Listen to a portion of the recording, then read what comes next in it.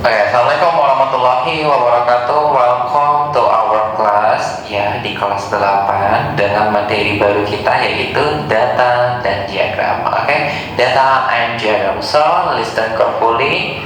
Lanjut kita belajar sama-sama.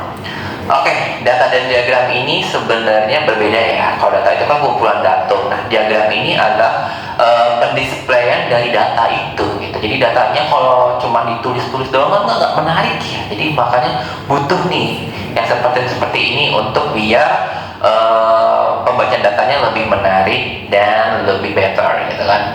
Nah, secara umum data dibagi dua. Data itu ada data kategori dan data numerik. Nah, begitu pun dengan diagram. Diagram itu juga ada tiga di sini. Ada diagram batang, diagram garis, dan diagram lingkaran. Oke ya, gampang loh. Sekarang kita masuk ke pengertian dari data kategorinya. Kategori data, pengertiannya adalah data yang berbentuk kategori atau jenis yang biasanya bukan berbentuk angka. Jadi data kategori ini bentuknya adalah hanya sebuah kata-kata saja atau penggrupan atau jenis-jenis ya. Nah, contohnya di sini ada nama provinsi, nama negara, urutan, nomor kelas ya. Kalau the name of province ya, you can say Nanggroe Aceh Darussalam, West Sumatra, ya kan, North Sumatra, Riau, ya kan, South Sumatra, Kalimantan Tengah, Jawa Barat, dan lain sebagainya ya. The name of country, nama negara ya, Indonesia, Malaysia, Singapore, Vietnam, Thailand, Myanmar, right? India, United Kingdom, and then maybe Netherlands or Belanda. Ya, itu adalah contoh-contoh dari data kategori. Nah, kalau urutan nomor kelas gimana Chan Sensei? Ya, nomor ke-1, urutan pertama, urutan kedua, gitu kan. Nomor ketiga, nomor keempat, urutan kelima, dan lain sebagainya. Jadi itu yang Ica Sensei sebutkan tadi adalah termasuk dalam data kategori. Jadi data kategori itu adalah data yang berbentuk kategori atau jenis. So diingat, please mind in your brain, please keep in your mind. So the second, numeric data atau data numerik ya. Pengertiannya adalah data yang berbentuk kuantitatif, data yang selalu berbentuk angka. Jadi dia berbentuk kuantitas, ada value-nya, ada nilainya. Jadi ada angka di sana. Contohnya di sini tinggi badan ya. Tinggi badan setiap orang berbeda-beda ya. Misalnya tinggi badan di kelas 81 ada yang 162, 170 maybe, 173, 169 dan lain sebagainya. Contoh yang kedua di sini jumlah medali dalam olimpiade misalnya. Medali emas yang didapatkan Indonesia saat Olimpiade Tokyo kemarin, medali emasnya sebanyak 5 dan medali silvernya misalnya 7, medali perunggunya misalnya 10, kan seperti itu. Nah, angka yang 10, 5, 7 itu adalah termasuk numeric data. Suhu badan ya, misalnya hari ini suhu badan Ican Sensei 36 derajat Celcius. Suhu Ican Sensei 2 jam kemudian 36,1. Suhu Ican Sensei 5 jam kemudian 35,8. Nah, itu adalah contoh-contoh dari data numerik. Oke, so easy right? So kita lihat bagaimana kita ingin membedakan jenis data. Nah, di sini ada sebuah literasi. Tahukah kalian media sosial mana yang paling banyak diakses oleh pengguna internet di Indonesia? Nah, menurut data di laman We Are Social Hootsuite, berikut platform media sosial yang paling banyak diakses oleh pengguna internet di Indonesia pada Januari 2021. Persentase pengguna internet pada pengguna berusia dari range 16 sampai 64 tahun dalam 1 bulan terakhir. Jadi penelitian ini dilakukan bisa jadi dilakukan pada saat tanggal 1 sampai 31 Januari tahun 2021. Di sini ada YouTube, WhatsApp, Instagram, and the last Reddit. So the highest platform used in Indonesia adalah YouTube. Ya, penggunaan platform terbesar di Indonesia adalah YouTube dengan persentasenya di sini 93,8%. The second place dihinggapi oleh WhatsApp, aplikasi chat ya, chatting Persentasenya 87,7%. Nah, jadi yang YouTube, WhatsApp, Instagram, Facebook, Twitter, Facebook Messenger, Line, LinkedIn, dan lain-lain ini merupakan data kategori. Dan sedangkan angka-angkanya ini yang persentasenya merupakan data numerik. That's right. So we can different data numerik and data kategori. Good job. Sekarang biar lebih pasti, ini datanya udah ada, boleh di capture dulu. Nah, kita lihat slide selanjutnya. Oke, udah di capture ya. Sekarang kita jawab pertanyaannya nih. Mari kita klasifikasikan data-data di bawah, yang di atas tadi, bos, di bawah boleh lagi diperoleh dan dibaca di atas. Apakah masuk dalam data kategori or numeric? Okay, right? So the first question. Banyak pengguna internet di Indonesia. Numerik atau kategori? What? Numerik atau kategori? Oke, jawabannya adalah kalau ngomongin banyak, otomatis ngomongin data numerik. Good job, everyone. Let's lanjut, kita next number 2.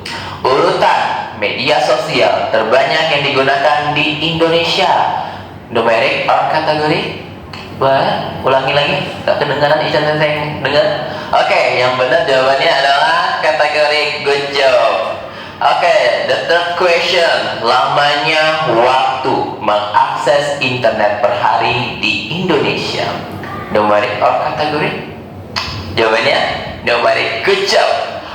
The last question.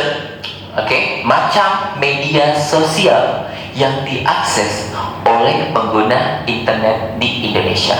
Oke, the answer is numerik or kategori? Oke, that's right, kategori.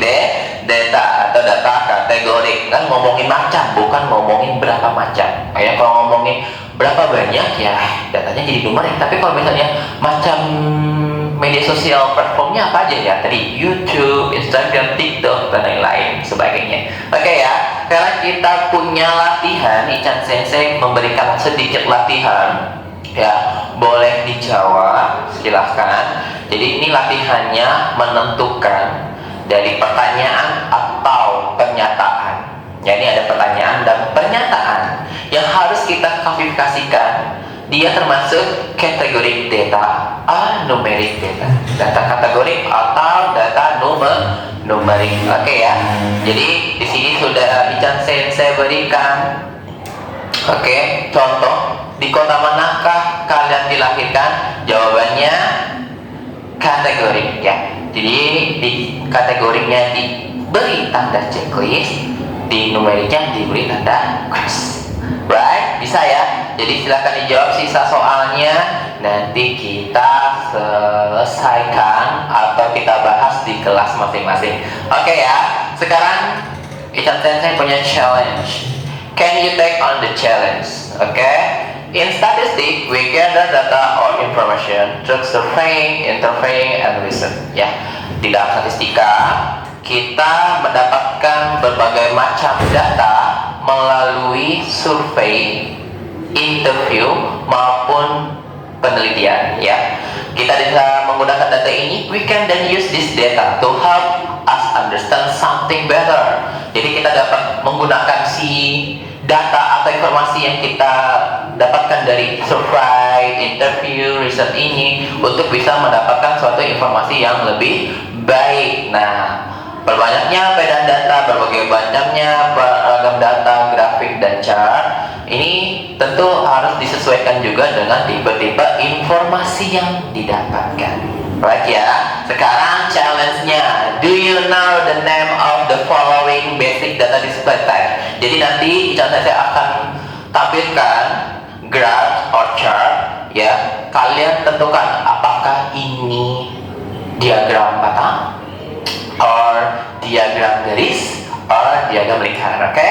So let's take the challenge. The first challenge, what it is called, graph called? Ya, graph ini dinamakan apa? Ada pie chart, ada line chart, histogram, column chart. Jadi pilihannya ada 4. Silakan dipilih. Ya, jadi gambar ini bisa termasuk apa aja? Silahkan dipilih. Sudah? Dikip ya. Jadi graf ini dinamakan apa? Sudah dapat? That's right. Jawabannya adalah D, column chart or diagram batang. Nice. Oke. Siap untuk the second challenge? Next. There. What is this graph called? Grafik ini dinamakan apa? Grafik, ayo, diagram apa dia? Grafik 4 diagram sama aja. Oke. Pilihannya, the choice is pie chart, line chart, pictogram, column chart.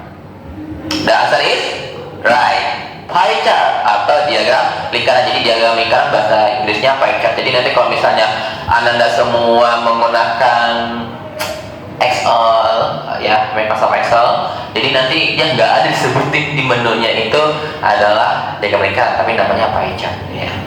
Oke, ready?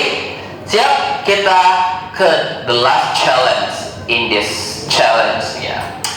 Oke, next. Oke, what is this graph called?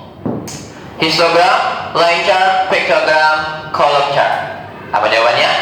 Diagram garis. That's right. Jadi line chart atau diagram garis. Nah, nama lain diagram garis atau line chart bisa dinamakan dot plot juga. Ya, jadi ini saya lupa memberikan nama lain dari line chart or diagram garis.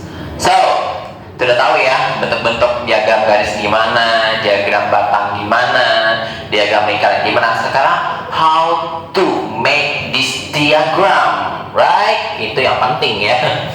Kalau cuma baca doang kayak kurang lengkap kalau kita nggak bisa membuat. Sekarang kita lihat dulu diagram batang. Diagram batang umumnya digunakan pada data kategori, ya, umumnya. Berarti numerik bisa juga, ya, bisa. Dimana data-data tersebut dibagi ke dalam beberapa grup lalu dihitung frekuensinya. Jadi untuk membuat si diagram batang ini kita membutuhkan yang namanya tabel frekuensi. Ya, tabel frekuensi ini yang akan kita alihkan atau ditransformasikan menjadi diagram batang. Nah, fitur-fitur apa aja sih yang ada di diagram batang? Oke, di sini ada 4. Pertama, di diagram batang harus ada judulnya. Itu harus sudah pasti. Masa kita dikasih gambar tapi nggak tahu ini gambar apa gitu, atau ini ngebaca apa yang mau dikasih tahu, kan itu penting banget ya.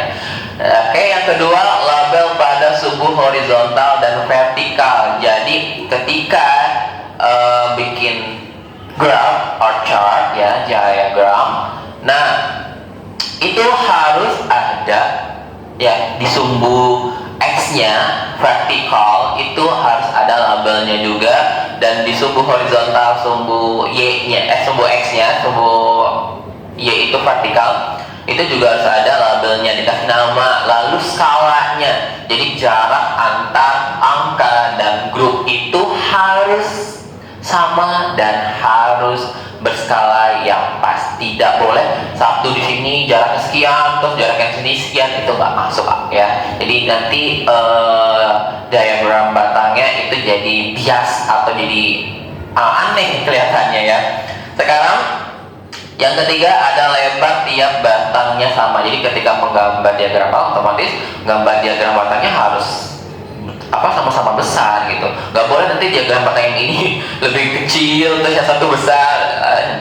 So funny gitu kan, datanya jadi lucu gitu. Lanjut, the last feature adalah adanya jarak antar batang. Ya, otomatis kalau kita bikin diagram batang harus ada jaraknya. Kalau nggak ada jaraknya nanti jadi aneh ya, atau jadi numpuk-numpuk batangnya, ini nggak jadi diagram batang. Oke, di sini saya sudah punya contoh. Oke, berikut ini hasil survei kelas 7C dan 7D di SMP Wahaha. Right, so funny, nama SMP-nya sangat lucu kali. Dalam menentukan cabang olahraga yang akan mereka lihat pada Asian Games 2018 ya, Jakarta dan Palembang yang menjadi tuan rumah ajang olahraga terbesar Asia ini. Siapa yang kemarin nonton Asian Games? Saya juga nonton ya. Keren ya, bagus banget. Oke, di sini diberikan sebuah tabel ya, ada pilihan cabang olahraganya bulu tangkis, bola basket, bola voli, atletik, dan renang. Di sini ada kelas 7C dan 7D ya. Jadi ketika ingin menghitung frekuensi, mereka kan mendata dulu. Nah, ngedatanya pakai turus. Oke. Oh, ternyata yang mau nonton bulu tangkis di kelas 7C ada 13 orang gitu.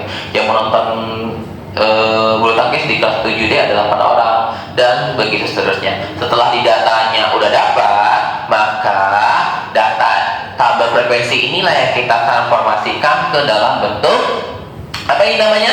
Diagram batang. Ingat tadi fitur-fitur diagram batang, ada judul, ada label di vertikal maupun di horizontal, dan nama-nama dari masing-masing diagram batangnya. Right? Lalu skalanya tuh lihat tuh, jaraknya sama ya. Terus ukuran batangnya juga sama, maupun di horizontal dan vertikal sama ya. Jadi nggak boleh misalnya di sini jaraknya 3 cm dan bikin tuh sini 5 cm, jadi ngaco ya. Jadi datanya bias, jadi aneh. Lalu kalau misalnya juga di sumbu vertikalnya kan ini kan datanya numerik ya, otomatis angka-angka yang di sini harus juga berskala. Misalnya kalian mau bikinnya kelipatan 2, ya udah berarti di sini selalu 0, 0, 2, 4, 6, 8, 10 dan seterusnya. Sensei, aku nggak mau 2, aku maunya 3, boleh, 4, 3 boleh juga, 0, 3, 6 dan seterusnya. Kalau satu-satu boleh nggak sensei? Ya boleh, tapi kan apakah itu muat dengan bukumu gitu atau media untuk membuat si diagram batang? Ya, penggunaan skala ini adalah untuk menghemat media pembuatannya aja. Jadi kalau mau bikin dia skala satu-satu is oke juga. Cuman ya nanti gambarnya akan lebih besar, lebih gede. Cuma skala ini kan lebih kecil dan tidak menyalahi aturan dari pembuatan diagram. Right ya. Bisa dipahami cara pembuatannya dari diagram batang ya, dari tabel frekuensi mengubahnya dari jadi diagram batang is so easy, right? Sekarang kita masuk ke second diagram atau second chart, second graph, diagram garis. Nah, seperti halnya pada diagram batang, untuk membuat diagram garis kita juga butuh tabel frekuensi. Jadi sebenarnya ini si diagram garis ini adalah transformasi dari diagram batang juga gitu ya. Jadi contohnya masih yang sama ya, masih si di SMP ya, masih berkecimpung kita di kelas 7C 7D ya. Tadi tabelnya kan pakai ada turus. Nah, saya sudah rapikan tabel frekuensinya menjadi lebih baik lagi, lalu kita transformasikan. Nah, seperti halnya juga pada diagram batang, diagram garis juga ada judulnya ya, labelnya, lalu jaraknya ya, yang dotnya ini harus sama-sama ya, nih terus harus sama tuh, jaraknya dari sini ke sini sama, sini ke sini sama, dan lain-lain semuanya ya. Nah, baru nanti ketika udah di dot-dot, baru di garis-garis, nah maka terbentuklah diagram garis. Simpel ya.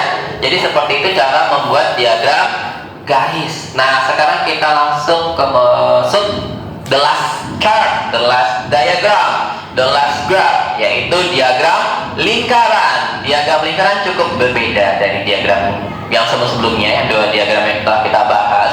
Oke ya, dia tidak memiliki sumbu vertikal maupun sumbu horizontal. Nah, yang digunakan adalah juring, sehingga nanti datanya sebentuk set-set juring dan ditumpuk-tumpuk hingga membentuk sebuah lingkaran. Oke, kita lihat masih dengan data yang sama ya, di SMP. Wahaha, ketawa ya kita ya.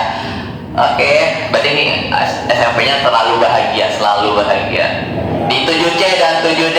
Nah, datanya ada bulu tangkis dan lain-lain, ada kelas 7C dan 7D juga. Nah, datanya ini yang kita ubah ke dalam bentuk diagram lingkaran. Sensei, gimana caranya kita mau membuat diagram lingkaran seperti ini? Nah, kalau ingin mencari persentase sebuah jenis, tinggal misalnya jenisnya persentase jenis X, berarti kita hitung dulu si jumlah X nya berapa. Di sini misalnya jumlah bulu tangkis kan 13, nanti ganti dengan 13. Jumlah X, oke, jumlah X dibagi total data itu, nah ini ditotalin semua. dapatin totalnya, nanti dibagi kali 100%. Nah, Anda kalau misalnya pengen tahu sudut jurinya berapa, ini berapa derajat Ican Sensei, gitu kan? Sama, berarti mencari juring derajatnya berarti sama tetap juga jumlah X per total data, oke, dikali dengan 360 derajat. Nah ya, bedanya sini jelas ya, kalau ingin persentase dikali 100%, kalau ingin mencari derajat sudut juring tinggal dikali 360 derajat. Oke, gampang ya. Sekarang kita langsung yang terakhir ini, bagaimana memilih diagram yang tepat.